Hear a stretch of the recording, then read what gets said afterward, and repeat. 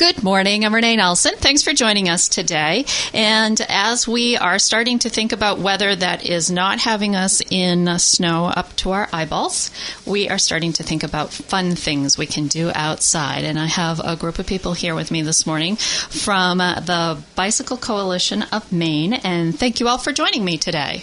Welcome. Good morning. Thank you, Renee. We can't go biking in the winter. Now, we're going to be talking about a number of things today, but first of all, let's just talk a little bit about the coalition.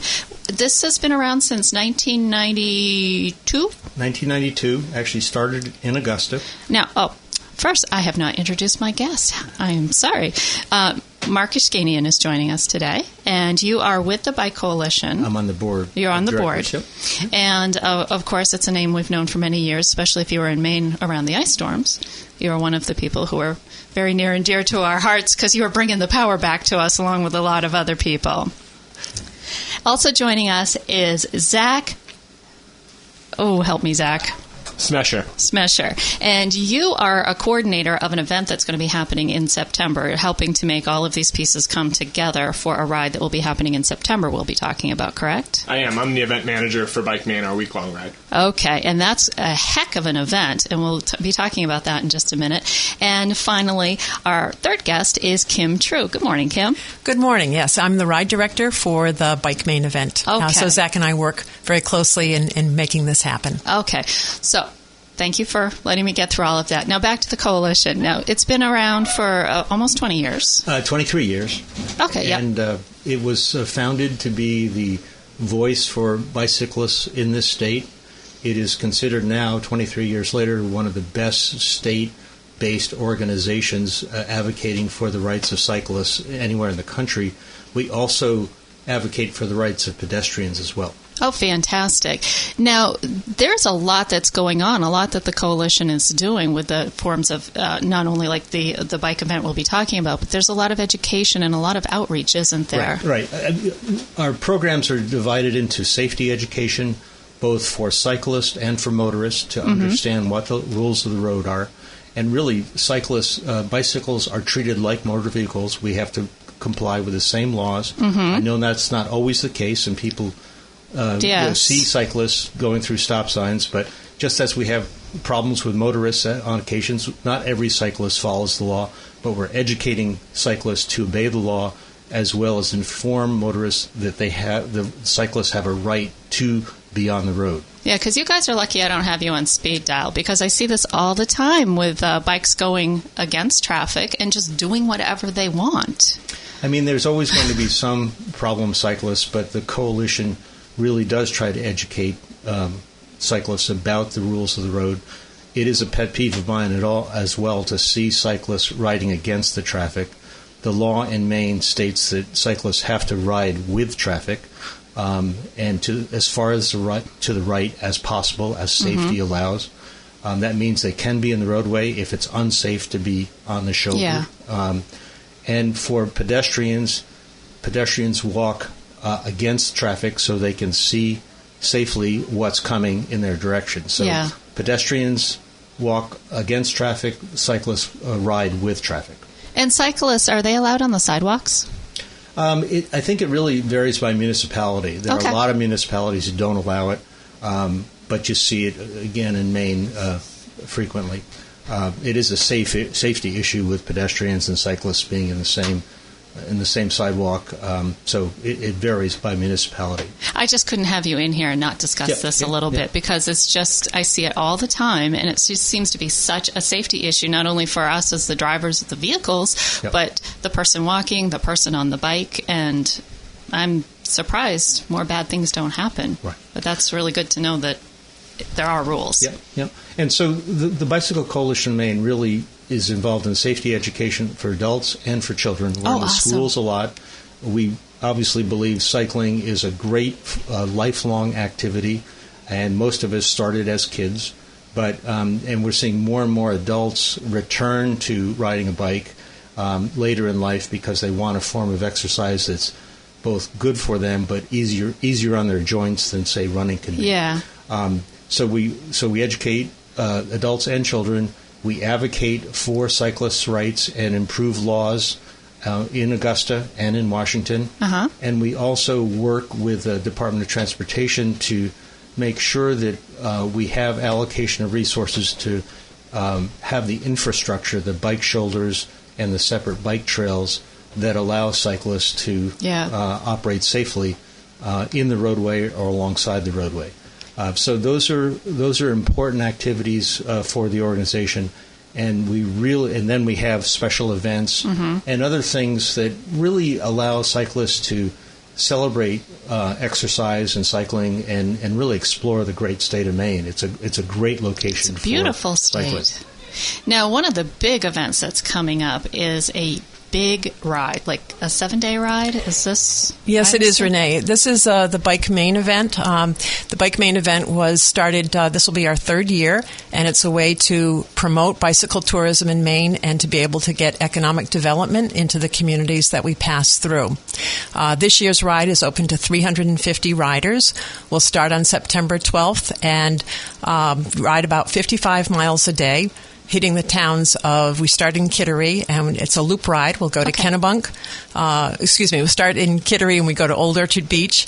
From there we go to Bridgeton, Bethel, where we stay 2 nights, Sweden, where we stay at Camp Tapawingo. Then we go to Kennebunk and then back to Kittery on September 19th. Wow, and you said this is in September. Yes, it is. It's perfect time, peak season. I was thinking things are going to be looking pretty good, aren't they? We really love it. It's a great time because not only is the foliage starting to turn, but it's also peak harvest for the crops. And one of the things that we also promote along the way is our great local produce. All of our meals are made with locally grown, harvested foods. So we celebrate the season of harvest as well. So how intense of a ride is this for somebody who is maybe more of a casual bike rider as opposed to somebody who's out doing a lot of long distance type events? Yeah. We think anybody with the proper training is able to do the BikeMaine ride. One of our partners, Orthopedic Associates, has put together a terrific training plan that's on our website for folks that have a baseline of bicycle training to be able to train to do the BikeMaine ride. Because you just don't wake up one day and go, I think I'll go do that this afternoon. There are definitely folks who probably could, but we don't encourage it. It's probably more enjoyable if you're in shape to be able to do that kind of miles each day. But we do believe anybody can do it, and we offer a training program on our website. And another thing to remember, it's 55 miles, but you have all day to do it, 55 miles a day. So most average riders ride between 12 and 15 to 16 miles an hour, so they have plenty of time to stop along the way as well. We have snacks and lunch along the route. We highlight for the riders the number of great historical or points of interest that people can stop at. So it really is a vacation for people to come and enjoy and to be able to spend some time seeing the beauty that we have here in Maine. So I imagine also you are the ones responsible for coordinating luggage from getting from point A to point B and all of that as well. So that doesn't have to be a person's concern along the way. Yeah, folks, all they need to do is ride from point to point. We have a volunteer crew of about 50 volunteers who join us for the week, along with volunteers in each host community. And our volunteers load bags on trucks and unload bags from trucks. And each town that we go to, we set up what we call a village, which is our campsite in each host community each night, with showers and bathrooms and dining and entertainment and a beer garden in every host community. And entertainment, and our volunteers do all the work, and riders ride and eat and see all the sights along the way. Now, is there also support along the way if somebody has a problem, something happens? Absolutely. We have a route staff of about 25 people. These include what we call SAG, support and gear vehicles, so that if people run into any problems or have low energy, they can get a ride to the next stop. We have medical crew online with us. We have bike mechanics. We have ham radio operators, so that any place there might be no connection for cell phones, we at least have emergency communications that are there. So we really do have a well-supported route, and we also have a lot of great Maine folk who come out and cheer the riders along the way as well, so that the riders, as we've heard many a rider say, they feel like they're a rock star when they are traveling along the roads. That's pretty cool. Now, this isn't just something for Mainers. People come from around the country, around the world, I would imagine, to do this sort of ride? Yeah, last year we had representation from 35 states and 5 countries. Oh, wow. And more folks from out of state than in state. But we definitely have folks from in-state as well. Mm-hmm. Folks who have lived in Maine for years have said they've seen a different part of Maine because they've been on BikeMaine. They see it from the seat of their bicycle. And we really try and route the route to take roads that are less traveled, that people haven't seen before. Yeah. Unless you were on BikeMaine, you wouldn't have a reason to go on these roads in your normal life. So we take great pride in finding those roads and finding the locations that people wouldn't normally see in their daily life. And so there's something of interest for everyone. And Maine is one of those places that people all over know about and has the mystique. So folks want to come to Maine and ride. But there's also something for folks who have lived in Maine their entire life and ridden in Maine for them to see as well. Well, because it sounds like you get a nice little sample of, kind of a coastal area, a little bit more inland, and a little bit more of the woods that we have to offer. Yeah, every year we have a different route. So this is our 3rd year, so this will be our 3rd different route. Our goal is to travel to every part of the state. And so each year it's a little bit something different. And the past 3 years we've had a little bit of coastal and a little bit of inland for riders to see. So that's cool. You can come back year after year after year and you're going to get a new experience. Exactly. Oh, that's awesome. Now, how would somebody go about getting more information about getting involved with this, finding that training program so they can start getting ready for this? We have a robust website that can be found at ride.bikemaine.org. And on that, it gives you all the information about the routes, about the training program, about what to pack when you come. It also has the registration link to get to the registration page in order to be able to register. The fee involved in it is $875 for the week. Mm-hmm. That includes all 18 meals, as well as your transportation, your entertainment, your access to showers to the village. So it's a very economical vacation for people to take. Yes, it is. That's awesome. Well, that sounds like a really wonderful, wonderful project. Renee, can I get back to the point you made earlier about the fact that people look at this week-long ride and 55 miles a day for 6 days and think it's maybe too much for them. A lot of people come to cycling through a participation in an event. Uh-huh. There are a lot of charity rides in this state that are very popular and very successful, and a lot of people have gotten on their bike the first time because of a day-long event or a 3-day-long event. This is another in a series of events that, as Kim said, we're trying to provide support in the local communities and also support for Bicycle Coalition of Maine programs. But it really is something that almost anybody can do. It's just the motivation to get out and exercise, do some preparation, and really have that positive attitude that you can do this. We had age range last year from 18 to about 75 years old. And when you was 81, actually, 81, Mark. Okay, 81. So when you look at these people at the starting line on day one, you think, how are they all going to make it through 350 miles? And the reality is you do it 1 mile at a time, and everybody does it on their own pace. It's not a race. And it really does show what's possible for somebody to be able to really explore a portion of Maine with their own power and have enjoyment both on the bike and also when they get off the bike. We really support riders off the bike as well through entertainment and great food and great interactions with the community. So if anybody's out there thinking they can't do this ride, I would say, get on your bike, start training a little bit, and you'll see what's possible, because it really is available for almost everybody to do as long as they have a commitment to get in shape.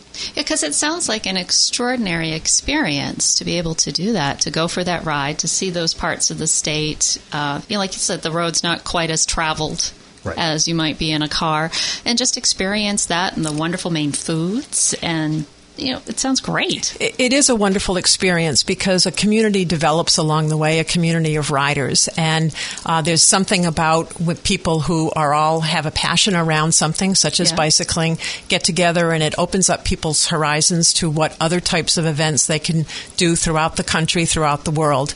The other thing is that it's a great way to be able to see things that a rider traditionally would not see if they were to do an event like this on their own, if they were to just go out and bike the 350-mile route, because of what the communities are willing to do in order to make this an opportunity for the riders to see sights in the town that the normal person just traveling through would not get to see.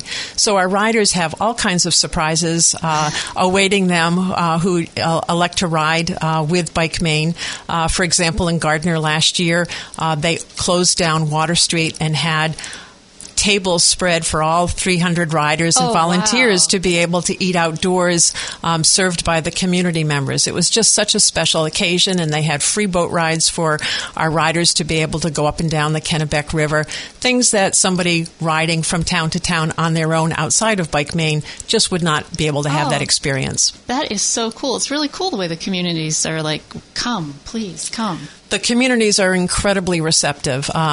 We're traveling in some towns that have a history of tourism, but many of the communities don't regularly have tourists coming in large groups. So the towns are very excited about having an opportunity to show just how warm and friendly and how much their town has to offer, not only in September, but also to tell riders about things that can be seen in the communities at other times of the year as well, in order to encourage tourists to come back and see the town in the winter or at another point in time. But the relationships that people riding in BikeMaine get to have with the communities is just something very, very special. That sounds really, really fun.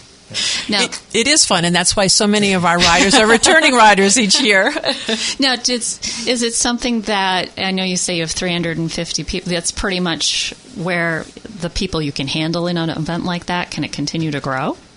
We are looking to grow the event, but we're looking to grow it in partnership with the state of Maine. We want to make sure that this is a successful event, not only for the riders, but for the communities. Yeah. So we started at 250 riders. We're looking to move it up to 350 riders as we work through some of the logistics that Zach is responsible for handling. And also to be able to coach the communities because they're responsible for making the meals and providing the entertainment. So we coach them in terms of how to make this a successful event from their perspective as well. So, Zach, you must start thinking about the next one as soon as this one's done. I do, and even before the last one is done, we're already thinking about where we're going to go for the next year. But we work with great communities that, as I mentioned, the volunteers in the host communities that we stay with. They're doing a lot of the heavy lifting, and we're bringing them a roadmap for success. Now in our third year, we feel like the map is pretty well drawn out for folks to achieve success. And as we continue to grow, we'll continue to learn. But we've been fortunate to work with some really great host communities over the last several years. Fantastic. Now the website is ride.bikemaine.org. Okay. Yeah. One other thing I want to say is we have this is a camping trip primarily, but we do have other lodging options available for people. Not everybody chooses to camp, and many people do a mix of camping and staying in other lodging along the way. We always have a layover night, a layover town where we stay 2 nights in one community, and that community that we pick for a layover town, in this case Bethel, has plenty of other lodging options available. But we have anything from tent and porter service, where for a premium, individuals can have their tent, have a tent provided for them and set up with chairs and their luggage delivered right into the tent for them. We have an opportunity on our website. We have a list of all the hotels in each community if individuals want to make their own arrangements. But we also partner with Summerfeet. We'll and they provide a concierge service where they make all the arrangements in the hotels, take you from the BikeMaine village with your baggage to the hotels and back again to our site in the morning. So it really takes all of the worry away. Yeah, whatever level you want to participate Exactly. at. That is so cool. That is very cool. Now, Mark, there were some other events that are going to be coming up before this, because this is in September, but we were talking about some other things that are going to be going on. The Coalition as well. has a number of major events. Two of them are coming right up. They're bike swaps. A lot of people have bikes in their garage that are not seeing much use. Either they're the old bike that they bought a new one to replace it. And so we have a swap in Orono that's coming up April 12th, a bike swap in Portland that's coming up April 26th. And these are opportunities for people to get into the sport or upgrade their bike at a reasonable cost. So that, and also for kids families who want to buy kids a bike if they've outgrown their old bike. So this is a great opportunity to buy a new bike at a reasonable price, and a little bit of the proceeds help benefit BCM. We then have 2 one-day rides that really, again, invite inexperienced riders into our ride, and they have multiple distances, so you can choose a lower distance or a higher distance in these one-day rides. The women's ride is June 7th in Freeport, and the lobster ride is July 19th in Rockport. And both these rides attract over 500 riders. And again, it depending on how long you go for, it could be as little as 12 or 14 miles to as much as 100 miles. The cyclists come back together at the end of the day and celebrate their achievement, whatever level they're at. And there's just a real camaraderie, as Kim mentioned. There's a sense that when you're on the road biking and exercising, you're achieving something, you're discovering things, and you come back together, and there's a real enthusiasm and excitement when riders get back together after accomplishing a ride of this sort. So these one-day rides are part of the community of rides that occur in Maine that are very successful. You get a lot of people doing them, and we think of BikeMaine as another opportunity to expand the schedule of rides in this state. And not everybody can take off a week, but the people who do, it's a very, very special experience.